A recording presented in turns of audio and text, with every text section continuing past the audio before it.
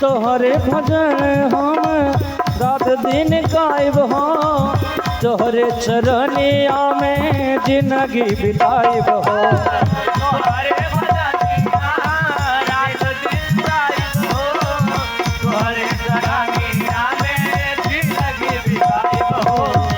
तोहरे चरण में हम सग सुख पाइब हो, तोहरे भजन हम रात दिन गायब हो। तोहरे चरनिया में सग सुख पाइब हो, तोहरे भजन हम रात दिन गायब हो। तोहरे चरनिया में जिंदगी बिताए, तोहरे चरनिया में जिंदगी बिताए। तोहरे भजनिया रात दिन गायब, तोहरे भजनिया रात दिन गाए। पूजा करब प्रभु जी सजा के थाली, पूजा करब प्रभु जी सजा के थाली। भजन गाला हो, भजन गाला हो, भजन गाला हो भैया बजा के ताली, भजन गाला हो भैया बजा के ताली, भजन गाला हो भैया बजा के ताली, भजन गाला हो भैया बजा के ताली, भजन गाला हो भैया बजा के ताली, भजन गाला हो भैया बजा के ताली, भजन गाला हो भैया बजा के ताली। भजन गाला हो भैया। बोलिए श्री सद्गुरुदेव की। देखा जाए पुनः आप हैं सुशांत सिंह राजपूत। सुशांत सिंह राजपूत जी, इनके तरफ से 51 रुपए का दान है। और पुनः हमारे गार्जियन महानंद यादव जी, जिनके सौजन्य से फिर से 101 रुपया की पुरस्कार हैं। बहुत बहुत हार्दिक अभिनंदन इनको, बहुत बहुत साधुवाद। सदगुरु की असीम अनुकंपा आपके ऊपर बनी रहे, ये सदगुरु से मंगल कामना है। बोलिए श्री सदगुरु महाराज की। भगवान श्री राम जो लखनलाल जी की लाश पर रो रहे थे, विभीषण जी ने कहा महाराज हे प्रभु, लंका में सुसैन नाम का एक वैद्य है, उसे बुलाया जाए, हमारे लखन जीवित हो जाएंगे। सुसैन नाम के वैद्य को बुलाया गया।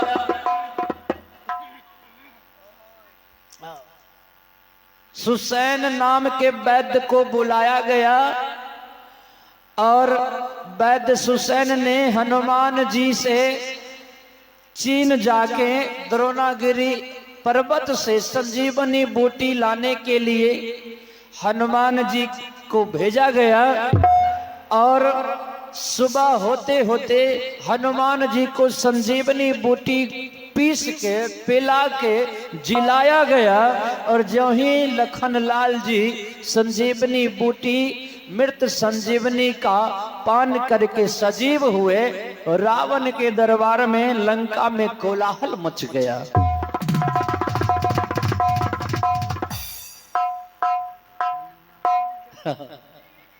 जी जी, देखिए एगो बड़ा सुनहरा पुरस्कार ये लिए, नाम एतेन सुंदरी है कि बोले में हमरो निके लगते। एमे लिखल छन गजपिया। गजपिया के तरफ से 50 रुपया के दान। इनका रूपा कतो से ले तो फूकत हतनी धुआं। अच्छा, आइए इनके तरफ से जो 50 रुपए के दान मिले हैं, बहुत बहुत साधुवाद आपको, बहुत बहुत हार्दिक अभिनंदन। बोलिए श्री सद्गुरुदेव की। दिखा जाए जो ही लखनलाल जी जीवित हुए, लंका में हाहाकार मच गया। सारे लंकावासी दहशत में पड़ गए कि जिसे मेघनाद ने मार दिया था वो जीवित कैसे हो गया। और अगर जीवित हो गया है तो अब शायद पूरे लंका की खैर नहीं, लंका की सारी सुहागिनें विधवा हो जाएंगी। जितने बहनों के लिए भाई की कलाई राखी बांधने जोग थी, सबके सब बाह खो देंगे। माताओं की गोद सुनी हो जाएगी। रावण मेघनाद से कहा, मेघनाद बेटा तुमने तो कहा था कि लखन को मैंने मार दिया है, लेकिन लखन जीवित है। कहां गई तुम्हारी शक्ति लखन? ए मेघनाथ, देखिए रावण बड़ा विद्वान था। वो चाहता था कि हमारे जाने से पहले हमारे कुल में जितना है सब चला जाए। देखिए कोई एहन आदमी धरती पर होत नहीं जे कहता नहीं भगवान हमरा ले जइहो, बाद में पहले हमरा वंश में जते छे सबके ले जा, पहले वंश वाला सबके ले जा, अंतिम में हमरा ले जइहे, कहते कोई। लेकिन रावण कहल के भगवान हमरा वंश में जतेक कोपर बचल छे सब ले जा, अंतिम में हमरा ले जइहे। और रावण मेघनाद को ललकार दिया। मेघनाद को ब्रह्मा जी का आशीर्वाद मिला हुआ था और मेघनाद राक्षस कुल के देवी निकुंबला की बहुत बड़ा भक्त था। देवी निकुंबला का गुप्त मंदिर था जो लंका से 14 कोस दक्षिण पर्वत के पहाड़ों के चारों तरफ से पहाड़ से घिरा हुआ, बीच में पहाड़ के अंदर में एक गुफा था जिसको गुप्त गुफा कहा जाता था। और उस गुप्त गुफा में निकुंबला देवी के गुप्त मंदिर थे। मेघनाद जहां कहीं भी लड़ने जाता था तो पहले वो निकुंबला देवी के मंदिर में पूजा करके आशीर्वाद लेता था और अपने पत्नी मेघनाद के पत्नी के नाम सुलोचना, अपना पत्नी के हाथ से विजय का माला पहनता था और पत्नी के हाथ से अपने ललाट में विजय का तिलक लगवाता था। तब मेघनाद लड़ाई लड़ने जाता था और जिस लड़ाई में जाता था उस लड़ाई में विजय प्राप्त करके लौटता था। बोलिए श्री सद्गुरुदेव की।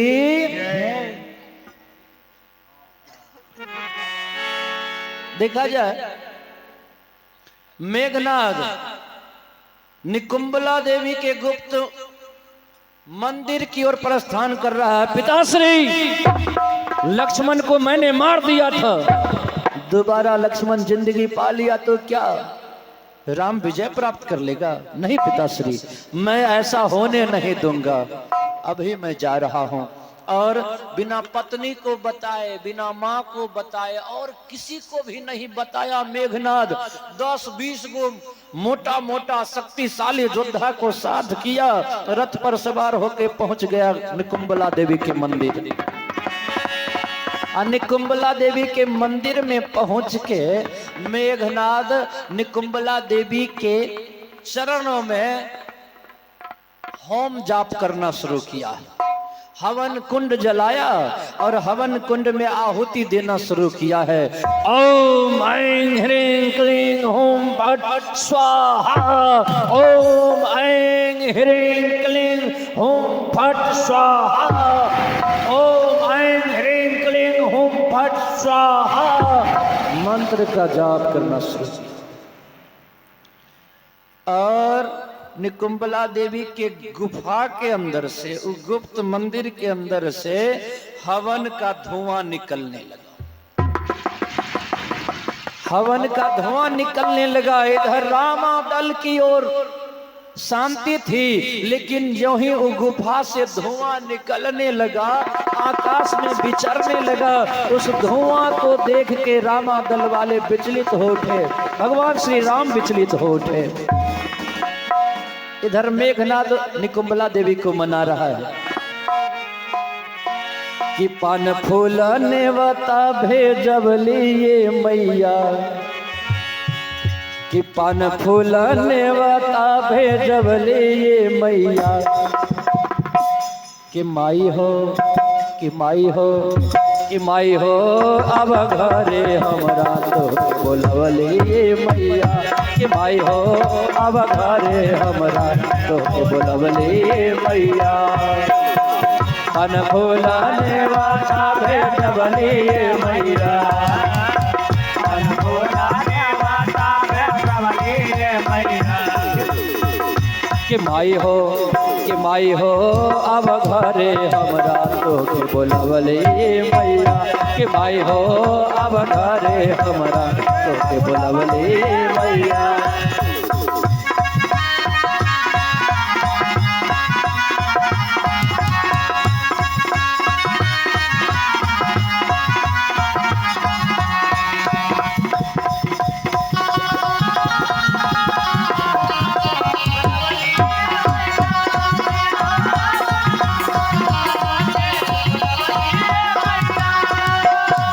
गैया के गोबरा से अंगना ने पवले हो, गैया के गोबरा से अंगना ने पवले हो।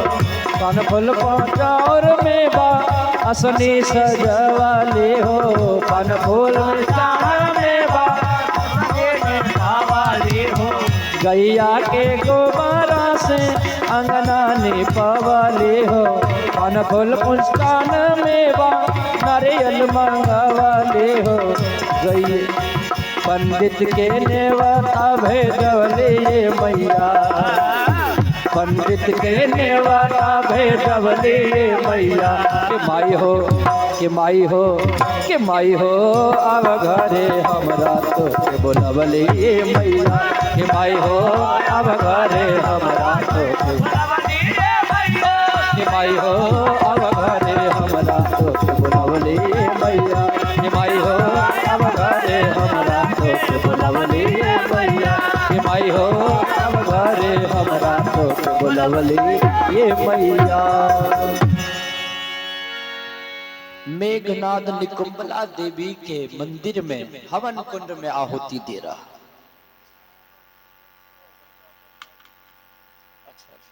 देखिए हमारे हवन कुंड में आहुति दे रहा था, उससे निकलने वाली धुआं आसमान में विचर के बिखर के आसमान को सफेद कर रहा था। भगवान श्री राम देख लिए दूर से धुआं को, विभीषण जी से पूछा विभीषण जी वो देखिए आकाश मार्ग में ये अद्भुत नजारा क्या दिख रहा है, इसका क्या मर्म है। विभीषण जी भगवान श्री राम के हाथ में अपनी हाथ डाले। विभीषण जी कहा मालिक प्रभु संभल जाइए प्रभु, अनर्थ हो जाएगा मालिक, अनर्थ हो जाएगा। भगवान श्री राम कहे विभीषण जी अचानक आप इतने घबराने क्यों लगे।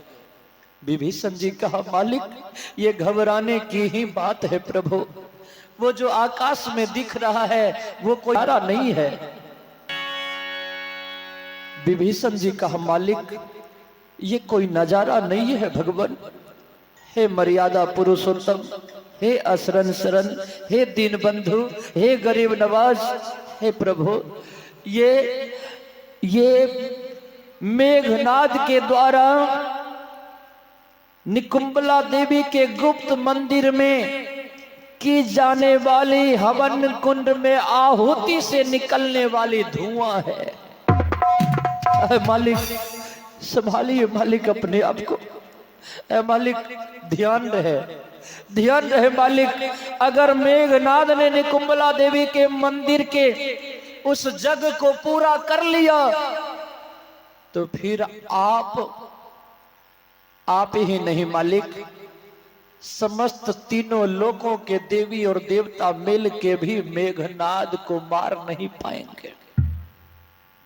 है मालिक, मेघनाद को वरदान है कि हवन करते करते जिस समय निकुंबला देवी को प्रसन्न कर लेगा तो निकुंबला देवी के उस हवन कुंड से एक विजय रथ का प्रादुर्भाव होगा। विजय रथ निकलेगा और हवन कुंड से निकले हुए उस विजय रथ पर यदि मेघनाद बैठ जाएगा तो तीनों लोकों के देवी और देवता मिल के भी मेघनाद का एगो बाल तक नहीं, मेघनाद के ऊपर विजय प्राप्त नहीं कर पाएंगे। सारे देवताओं की पराजय होगी, मेघनाद अजय हो जाएगा और फिर से समस्त जीव जगत पर राक्षसों का बोलबाला हो जाएगा। रोकिए मालिक, इस अनहोनी को रोकिए, मेघनाद का जग सफल नहीं होने पाए, इस बात का ध्यान रहे मालिक। भगवान श्री राम मर्यादा पुरुषोत्तम थे। कहा विभीषण जी तो अभी मेघनाद पूजा कर रहा है, पूजा के समय मेघनाद के ऊपर कैसे हमला किया जा सकता है? लखनलाल जी कहे भैया मेघनाद अनीतिपूर्ण पूजा कर रहा है, तो मेघनाद की इस पूजा को भंग करने में कोई पाप नहीं होगा। भैया अभी मैं जा रहा हूं और उस रावण कुमार के जग मंडप को विध्वंस कर देता हूं। विभीषण जी, जामवंत जी, हनुमान जी, अंगद, नल, नील, सुग्रीव जैसे बड़े बड़े सेना महारथी को लिया और लखनलाल जी चल दिए मेघनाद के उस हवन कुंड को विध्वंस करने, पूजा को भंग करने, कि किसी तरह मेघनाद का पूजा भंग हो जाए, देखा जाए। लखनलाल जी आगे आगे, पीछे से हनुमान जी, अंगद, नल, नील, जामवंत, विभीषण सारे वीरों के साथ लखनलाल जी मेघनाद के उस निकुंबला देवी के गुप्त मंदिर के पास पहुंचे। अब देखिए इधर मेघनाद जहां पर आसन जमा के पूजा में लगा है, आहुति दे रहा है, तन मन से ऐसे समर्पित है कि दुनिया चाहे समुद्र में समा जाती फिर भी मेघनाद नहीं जगता, इतना अखंड समाधि लेके पूजा पर बैठा है। और गुफा के बाहर ही 10-20 योद्धा ऐसा डटा हुआ है जो बड़े बड़े योद्धा को भी पछाड़ सकता है। लखनलाल जी आओ देखे न आओ, अचानक हमला बोल दिए और बाहर में जितना भी योद्धा था गुफा के बाहर सारे राक्षसी सेना के ऊपर हनुमान जी टूट पड़े, अंगद जी टूट पड़े, नल, नील, जामवंत जी टूट पड़े और बाहर के सारी राक्षसी सेना का खात्मा कर दिए, मार गिराए। और लखनलाल जी बाहर ठहरे, हनुमान जी, अंगद, नल, नील, जामवंत जी गुफा के अंदर प्रवेश किए। अब गुफा के अंदर मेघनाद हवन कुंड में आहुति दे रहा है। ओम ऐं ह्रीं क्लीं हुम फट स्वाहा जाप कर रहा, आहुति दे रहा। हनुमान जी पहुंचे पहले, जग मंडप के बगल में जितना भी घी रखा हुआ था, तिल, जौ, जितने भी सामग्री थे पूजा का, सब सामग्री उठा उठा के फेंकना शुरू किए, इधर उधर छींटना शुरू किए। अब पूजा के सारे सामान को बिखेर दिए। अब मेघनाद को उठा रहे हैं, पहले हाथ पकड़े खींच रहे हैं हनुमान जी, ओयम जोरा ओई जोर ओई। हनुमान जी मेघनाद के हाथ को पकड़ के खींच रहे हैं, अब मेघनाद दूसरे हाथ से आहुति दे रहा है, कोई सुनवाई नहीं। हनुमान जी पूरी ताकत लगा के खींच रहे हैं, कोई सुनवाई नहीं। जामवंत जी आए खींच रहे हैं, कोई सुनवाई नहीं। अंगद आया एक घूसा इस गाल में दिया, कोई सुनवाई नहीं। उधर से सुग्रीव आए दूसरा घूसा इस गाल में दिए, कोई सुनवाई नहीं, क्योंकि मेघनाद को पता था कि किसी भी शर्त पर यह पूजा भंग नहीं होना चाहिए। संपन्न न हो तब तक ध्यान नहीं टूटना चाहिए, अगर ध्यान टूट जाता तो मेघनाद को जो विजय रथ मिलने वाला था वो नहीं मिलता। इसीलिए मेघनाद चाहे जान चली जाए लेकिन मैं पूजा नहीं छोड़ूंगा, ये प्रण करके बैठा था। आइए हमारे भैया, मेघनाद के मुख में इस तरफ से एक घूंसा मारा, अंगद नहीं सुना। एक घूंसा मारे सुग्रीव, कुछ नहीं हुआ। मेघनाद का तब भी हवन चलिए रहा है। ओम ऐं ह्रीं क्लीं हुम फट स्वाहा मंत्र का जाप हो ही रहा है, अग्नि में आहुति दे ही रहा है, कोई सुनवाई नहीं। तब जामवंत जी आए और जामवंत जी अपने दोनों पंजा को एक जगह करके पूरी ताकत के साथ, तब तक में 10-20 बानर, कोई कान नोच रहा है, कोई आंख नोच रहा है, कोई बाल खींच रहा है, कोई नाक नोच रहा है, कोई गुदगुदी लगा रहा है, कोई हाथ खींच रहा है, कोई टांग खींच रहा है, लेकिन मेघनाद के ऊपर कोई असर नहीं। मेघनाद एकदम ध्यान में लीन है, आहुति डालता जा रहा है, लेकिन तब तक में विभीषण जी आए। किसी तरह जग भंग होना चाहिए, भंग नहीं होता तो मेघनाद मारा नहीं जाता, मेघनाद किसी से नहीं मरता। किसी तरह जग को भंग करना है, उस अग्नि की आहुति को रोकना है। तब जामवंत जी ने आए, दोनों हाथ के पंजा को एक जगह करके पूरी ताकत के साथ जो मार दिया मेघनाद के इस कनपट्टा में। यहां लगा मेघनाद दो पलटनिया उधर उल्टा, 10-20 गो बंदर चढ़ के दाब दिया, हाथ पकड़े हुए, कोई टांग पकड़े हुए, सब दाबे हुए, लेकिन मेघनाद का आहुति जो बंद हो गया, मेघनाद अपनी आपा खो दिया। अभी देखिए, जब नौकरी होय वाला रहे छे, आर्मी के दौर में जवान लोग जाय छे आ ओय में कोई एक कदम से पीछा रह जाय छे तो ओकरा लगे छे बाप हमर जान, हमर गर्दन कट गेले।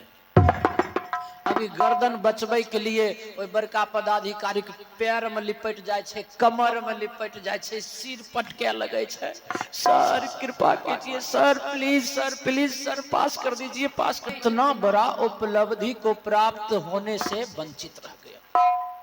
मेघनाद अपनी आपा खो दिया और अपने सारे शरीर के बल का ध्यान करके एक बार उठ के खड़ा हुआ।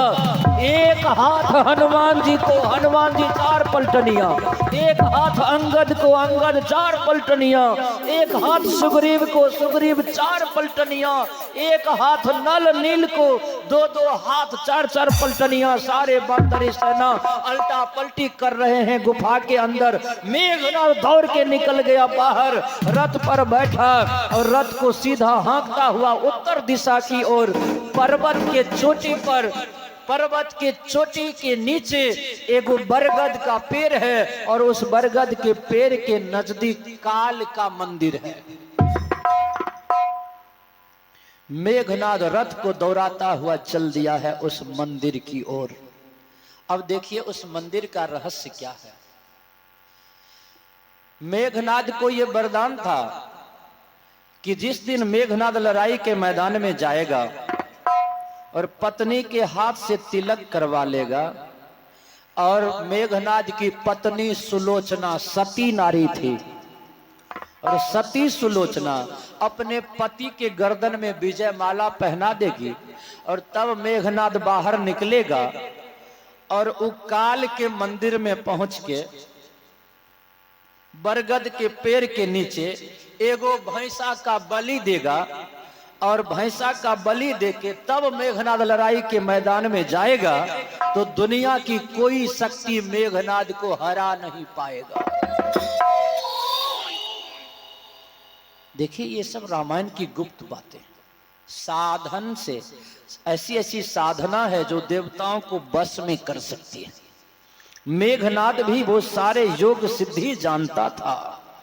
मेघनाद आज पत्नी के हाथ से तिलक तो नहीं करवाया, विजय माला नहीं पहना, लेकिन उस बरगद जब गुफा के अंदर जग मंडप विध्वंस हो गया, अग्नि का हवन कुंड रुक गया, विघ्न पड़ गया, तब सोचा कम से कम भैंसा का बलि चढ़ा लेते, कम से कम एक भी अनुसंधान पूरा हो जाए, तब मैं लक्ष्मण के साथ लड़ाई लड़ूंगा। मेघनाद रथ पर बैठा और रथ को दौड़ाता हुआ भाग रहा है काल के मंदिर की तरफ। विभीषण जी कहा लखन लाल जी से, लखन भैया सावधान, लखन भैया सावधान। मेघनाद वो मंदिर में पहुंच नहीं पाए। अगर मेघनाद ने काल के मंदिर में भैंसा का बलि चढ़ा दिया तो भी आप मेघनाद को नहीं मार पाओगे। लखनलाल जी सावधान हुए। आगे आगे मेघनाद रथ दौड़ाता जा रहा है, पीछे से लखनलाल जी रथ दौड़ते हुए, मेघनाद ठहर जाओ, मेघनाद लड़ाई लड़ मुझसे। अरे रावण का पुत्र होके पीठ दिखा के भाग रहा है, हमसे लड़ो मेघनाथ। लखनलाल जी सोचे किसी तरह बात का चोट मारेंगे तो वो रुकेगा, हमसे लड़ेगा, और जब ये लड़ेगा तो उसका राम नाम सत्य हो जाएगा, वो अपना अनुष्ठान पूरा नहीं कर पाएगा, उसका पूजा पूरा नहीं होगा। किसी तरह बात में उलझा रहे हैं। ओ मेघनाथ, अरे चाहो तो चूड़ियां पहन लो, मेरे सामने आ जाओ, मैं तुझे छोड़ दूंगा, नहीं मारूंगा। कायर की तरह भागे जा रहे हो, फिर भी मेघनाद नहीं रुका। अब लखनलाल जी फिर से ठहाका मार के कहा, मेघनाद, सवेरे से कल के मैदान में, कल के लड़ाई के मैदान में तो बड़ी बड़ी बातें हाँक रहा था।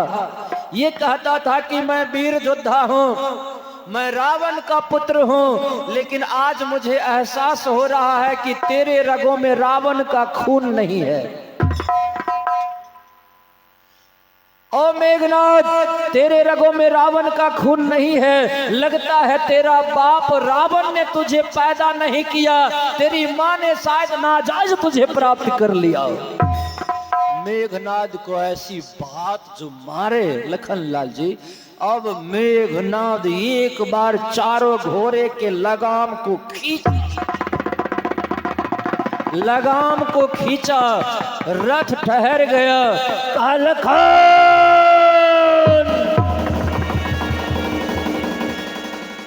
लखन, तुम मेघनाद को नाजायज कह दिया। और लखन, मेरे अंदर ये क्षमता है कि मैं बिना जग किया भी तुझसे लड़ सकता हूं। एक बार मैंने तुझे मौत के घाट उतार दिया था, किसी साधन से तुम जीवित हो गए, तो इस बार मुझे मेरे पिता का नाजायज औलाद कह दिया मुझे। लखन सावधान। और लखन, ये बच्चों का खेल नहीं है, ये गुल्ली डंडा का मैदान नहीं है, मुझसे लड़ने के लिए तेरे दूध के दांत भी नहीं टूटे हैं, लेकिन फिर भी तुम मुझसे लड़ने का हौसला रखते हो तो आओ, सम्मान करता हूं मैं तुम्हारा। मेघनाद उधर से मुरा, इधर से लखनलाल जी, दोनों में लड़ाई शुरू हो गई। इधर से उधर से मेघनाद, इधर से लखनलाल जी। मेघनाद रथ के ऊपर सवार है, लखनलाल जी जमीन पर खड़े होके पहला बाण जो चला, रात के अंधेरे में लड़ाई शुरू हुई है। उधर सुलोचना अर्धरात्रि में अपने पलंग पर, सोने के पलंग पर सोती सोती सपना देख रही है। मेघनाद और लखनलाल जी के बीच लड़ाई शुरू हुए। सुलोचना सपना देखने लगी कि मचिया बैसला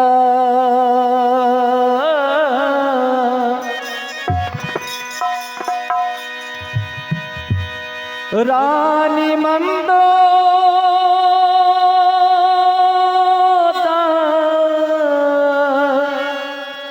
री है सुलोचना,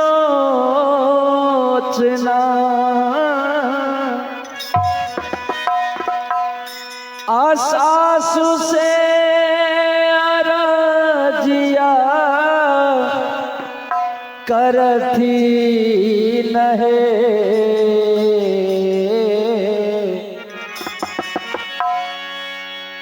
आसासु है सपना है देख लिए, बरा जगो तसे है स्वामी, स्वामी मोर मार जई थी नहीं, ए सासु है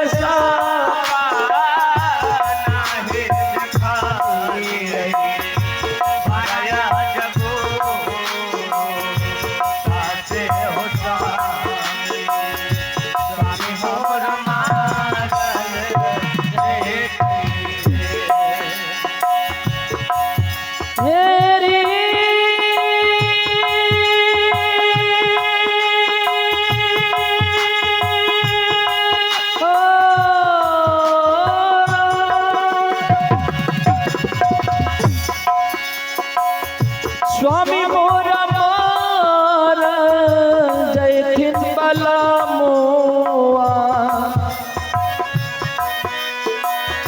स्वामी मोरा मान जैती नहे सासु है सापा नाहे दिखाली बरा जगो तसे है स्वामी स्वामी मोरा मार जैती नहे सासु है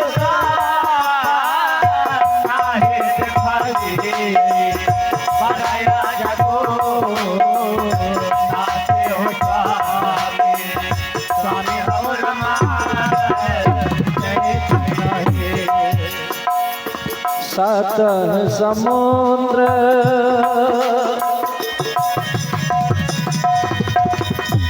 बड़ा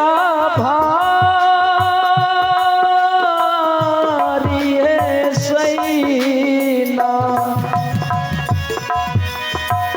सैना सब पार बिलकिन सैना